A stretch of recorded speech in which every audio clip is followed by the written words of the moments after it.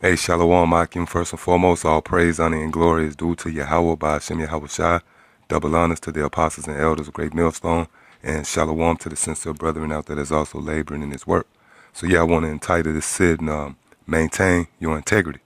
And I got the definition for integrity queued up.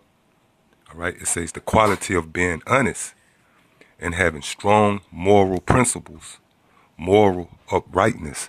Yeah, and the thing about integrity is exhibited by the words that you speak. In this arena, all right, when it comes to these scriptures, if you teach anything outside of this truth, that means you have no integrity. In opposed of a man that's teaching the things that he was taught, all right, and bringing out the doctrine which we believe through faith was handed down by Yahweh Shai himself to our apostles and elders, to us, and we continue in that legacy, all right? That's integrity. That's maintaining your integrity right there, man. In opposed of a guy who teach whatever he want to teach or teach things that's contrary to the truth. That's a man who lacks integrity. Now, we're going to prove that in this lesson that integrity is exhibited by what comes out of your mouth, all right? This shows whether you have integrity or not. Now, when you go to the synonyms for this word integrity, the first word there is honesty. And I'm going to click on it. It says the quality of being honest. Now, it gives you an example. It says they spoke with convincing honesty about their fears. So honesty and integrity goes hand in hand, which is on display by the words that you speak. All right? Now, I'm going to get an example of integrity and the words that you speak being in the same breath. And it's found in the book of Job, the 2nd chapter, in the 9th verse. It says, Then said his wife unto him, Doest thou still retain thine integrity? Curse the Most High and die. Right, so she expected him to throw away his integrity by what? Cursing the Most High. Which shows you that your integrity is on display by what you speak or not. All right? Now, when you read on, it's going to prove it. But he said unto her, Thou speakest as one of the foolish women speaketh. What? Shall we receive good at the hand of the Most High, and shall we not receive evil? In all this did not Job sin with his lips. See? So Job maintained his integrity by not sinning with his lips. Again, that's how you gauge one with integrity or one who lacks integrity. By the speech of a man. If you got guys teaching that Vatican City is Babylon the Great, or the mark of the beast is an embargo, you got these latest guys saying the mark of the beast is philosophies. You know, if you teaching anything that's outside of this truth, that means you lack integrity. That's why it's important to maintain your integrity, which maintaining the truth. All right? So integrity is based on what you speak. We just read it. And I want to get a quick precept coming from the words of Yahweh Shai himself. It says, Not that which goeth into the mouth defileth a man, but that which cometh out of the mouth, this defileth a man. So in this arena, all right, you're going to be judged on the words that you speak, because technically everybody on the planet is guilty of sin, man. We are all guilty to be brought up to judgment, you know, in the sight of Yahweh Ba'ashem Yahweh Shai. Least you are of the elect, which we all hope to be a part of that righteous number. So technically everybody is guilty of being put to death. So what's going to exonerate you or condemn you? Well, let's get the scripture. This is Matthew chapter 12 and verse 36. But I say unto you that every idle word that men shall speak, they shall give account thereof in the day of judgment. For by thy words thou shalt be justified, and by thy words thou shalt be condemned. Yeah, so meaning if you teaching outside of the truth, you're going to be condemned, man. You're going to be put to death in opposed of the brothers that's speaking the truth, man. All right? This what dictates whether you're going to be condemned or you're going to be exonerated, you know? That's why, again, when you speak this truth and you continue in the things that you was taught, knowing whom thou hast learned them from, because you got these ITR goons who like to say, I learned from Yahweh Shah. Well, guess what? We know that we learned from Yahweh Shah, man. That's why the scriptures say, continue in the things that you was taught, knowing who you had learned them from. We understand that this doctrine was passed down by Yahweh Shah himself. But it was given to us. It was distributed, man. All right? It was issued out. And it was issued out by men. When you go back to when the commandments was given to the Israelites, who gave them out, man? It was Moses, man.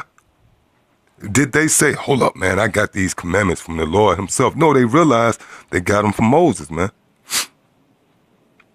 But, you know, not to stray off the topic, which really that's in line with this topic, you guys, man, out there, you have not maintained your integrity. Because, again, integrity goes hand in hand with what you say out of your mouth. And we just read the scripture. By the words you speak, you're going to be condemned or you're going to be exonerated. All right? This is the book of Sirach, 20th chapter, in the 18th verse. It says, to slip upon a pavement is better than to slip upon a pavement, Salakia, is better than to slip with the tongue. So you see the magnitude of teaching this truth, man. All right? You guys, you have slipped with the tongue. You out here teaching this madness. You teaching whatever the hell you want to teach, man. All right? So again, it says to slip upon a pavement is better than to slip with the tongue. So the fall of the wicked shall come speedily. Yeah, so you want to make sure you stay firm and grounded in what you say, man. Not wavering that you might slip. Scriptures say to slip on a pavement, man, to fall and bust your ass on the pavement is better than to slip with the tongue. All right?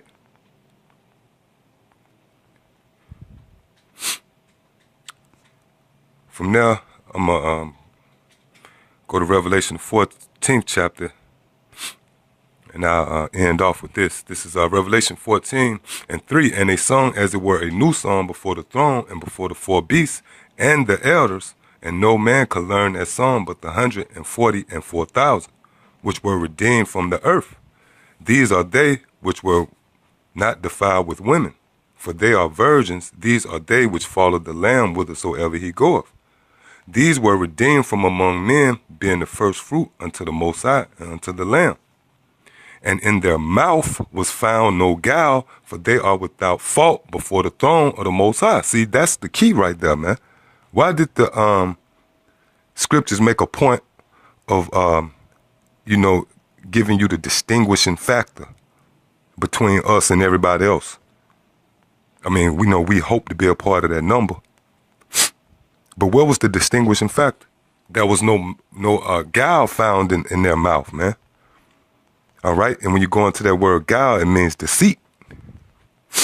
So this is the main, what I'm looking for. This is the bridge, if you will, to salvation, man. The things that you speak in opposed of speaking things that's not in harmony with the scriptures, man.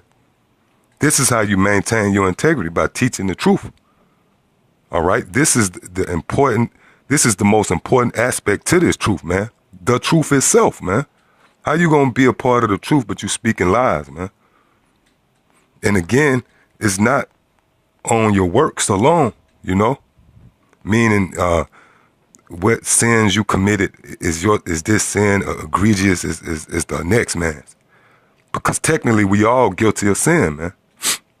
And not just in this lifetime. So what's going to exonerate us, man? The fact that we teaching this truth. Matter of fact, since I said that, let me just close out on one last scripture.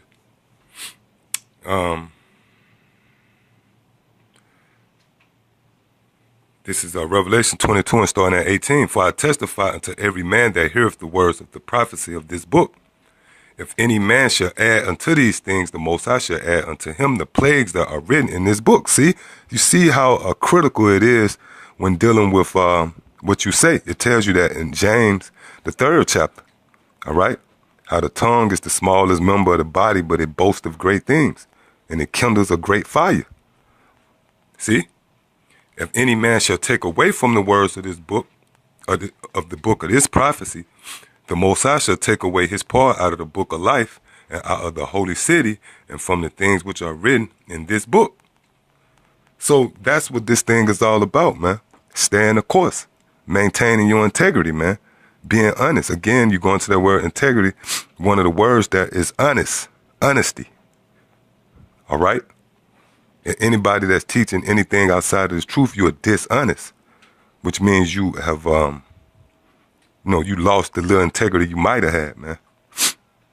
So yeah, that's pretty much it. With that, I want to give all praise, honor, and glory to Yahweh Ba'ashem Yahweh Shai. Until the next time I say Shalom.